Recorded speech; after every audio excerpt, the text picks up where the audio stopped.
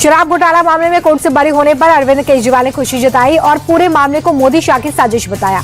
उन्होंने कहा कि आम आदमी पार्टी को खत्म करने के लिए 2 लोगों ने साजिश रची, जिसका खामियाजा पूरी दिल्ली भुगत रही है। मेरी ईमानदारी को कोर्ट ने भी माना और सीबीआई ईडी के खेल की हवा निकाल दी।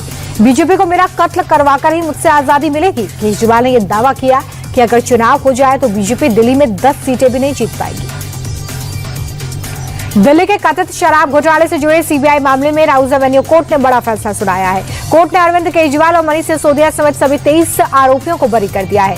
सबूतों के अभाव में कोर्ट ने आरोपियों को बरी किया है। कोर्ट ने कहा है कि आबकारी नीति में कोई व्यापक साजिश या आपराधिक इरादा ही नहीं था। जांच में आरोपियों के खिलाफ पर्याप्त सबूत नहीं मिले। सीबीआई की चार्जशीट में भी कई खामियां पाई गई हैं।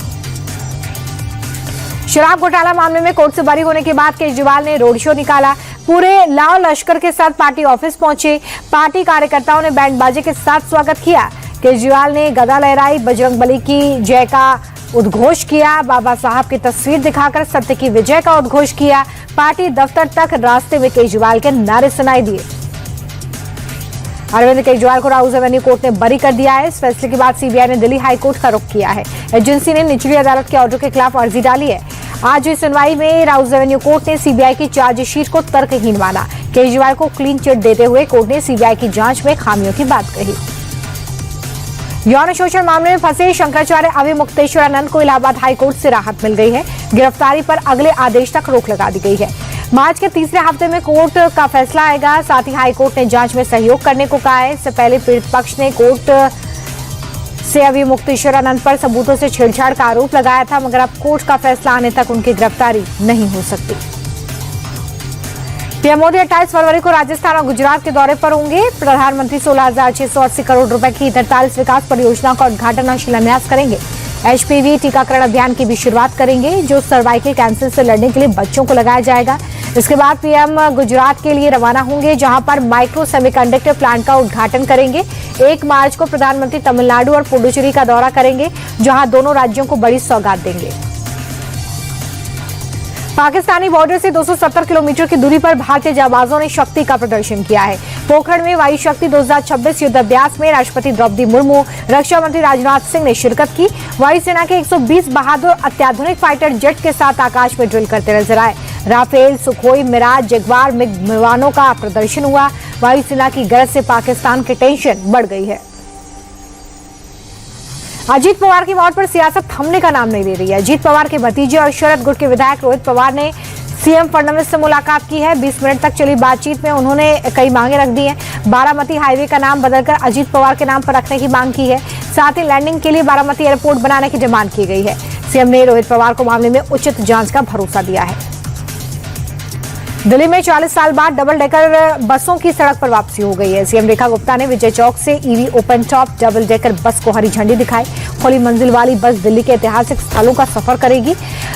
बस कर्तव्य पथ, national war memorial, Bharat Mandapam के साथ इंडिया गेट से होकर गुजरेगी। बस का किराया 500 रुपए होगा। वहीं 6 से 12 साल के बच्चों का किराया 300 रुपए होगा। एक साथ बस में 63 यात्री सफर कर सकते हैं। यात्री ऐप और काउंटर से बस का टिकट खरीद सकेंगे।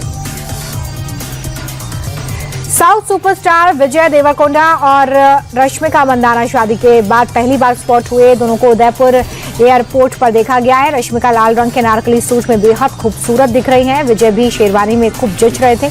दोनों ने पेपराजी के सामने आकर पोज दिए। लंबे रिलेशनशिप के बाद दोनों 26 फरवरी को शादी के बंधन में बंधे हैं। उदयपुर में दोनों ने तेलुगु रीति रिवाजों के साथ शादी की है और अब ग्रैंड रिसेप्शन की तैयारी है। मुंबई पुलिस ने बाइक चोर गिरोह का खुलासा करते हुए 2 आरोपियों को गिरफ्तार किया है।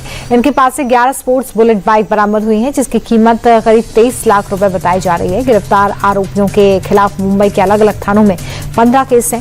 फिलहाल पुलिस गिरफ्तार आरोपियों से बाकी सदस्यों के बारे में पूछताछ कर रही है। यूपी के संभल में रंग एकादशी का पर्व बड़े ही धूमधाम से मनाया जा रहा है, तो वहीं दूसरी तरफ रमजान माह का दूसरा जुम्मा भी है, जिसको लेकर पूरा शहर छावनी में तब्दील है। जमा मस्जिद के पास आसपास बड़ी संख्या में पुलिस फोर्स, आरआरएफ और पीएसी के जवान तैनात हैं। इसके अलावा कंट्रोल रूम से सीसीटीवी के जरिए नजर रखी जा रही है, ताकि किसी भी तरह माहौल ना बिगड़े। साथ ही मस्जिद की दीवारों को त्रिपाल से ढांक दिया गया है। होली से पहले पूरे उत्तर प्रदेश में अवैध शराब के खिलाफ सख्त एक्शन जारी है। कारोबारियों को अरेस्ट करने के लिए पुलिस ताबड़तोड़ एक्शन कर रही है। पीलीभीत में आबकारी विभाग और पुलिस की टीम ने ज्वाइंट ऑपरेशन चलाते हुए 15 लोगों को गिरफ्तार किया। जंगल और झाड़ियों में छिपे तस्करों की तलाश में ड्रोन की मदद ली जा रही है।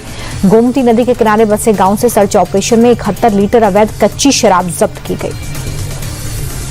गाजियाबाद में मुस्लिम दुकानदारों को धमकी देने वाले सत्यम पंडित को पुलिस ने गिरफ्तार कर लिया है। दरअसल मंगलवार को मीट दुकान खोलने पर सत्यम पंडित ने होटल बंद करने को लेकर धमकी दी थी। दुकान खोलने पर आग लगाने की भी बात कही थी। वीडियो सामने आने पर पुलिस ने कार्रवाई करते हुए आरोपी को अरेस्ट कर लिया है। इस वीडियो को सत्यम पंडित ने खुद अपने फेसबुक पर पोस्ट किया था। यूपी में त्योहारों को देखते हुए खाद्य विभाग लगातार एक्शन में है। लखनऊ में फूड सेफ्टी डिपार्टमेंट ने बड़ी कार्रवाई करते हुए एक्सपायरी और मिलावटी मिठाई जब्त की है। फैजुल्लागंज इलाके में क्विंटल से ज्यादा सोन पापड़ी और राजभोग मौके से ही नष्ट किए गए हैं। इसके अलावा इलाकों में छापेमारी हुई है, जहां पर 10,415 किलो मसाले और खोया सीज किया गया है। इसकी कीमत तकरीबन 55 लाख रुपए बताई जा रही है। खाद्य विभाग ने 15 सैंपल्स ले लिए हैं। होली को लेकर वृंदावन से लेकर बरसाना नंदगांव में गोकुल तक लाखों श्रद्धालु पहुंचे। मां की बिहारी मंदिर में पुजारियों ने भक्तों पर प्रसादी गुलाल डालकर ब्रज की होली की शुरुआत की। पूरा परिसर रंग और गुलाल से सराबोर नजर आया। आज ब्रज में होली रे रसिया गाने पर भक्त खुशी से झूमते नजर आए। अयोध्या में नागा साधु और साधु संतों ने रंग भरी एकादशी के मौके पर होली खेली। कोलकाता समेत पश्चिम बंगाल के कई जिलों में भूकंप के झटके महसूस हुए। रेक्टर स्केल पर इसकी तीव्रता 5.4 हुई।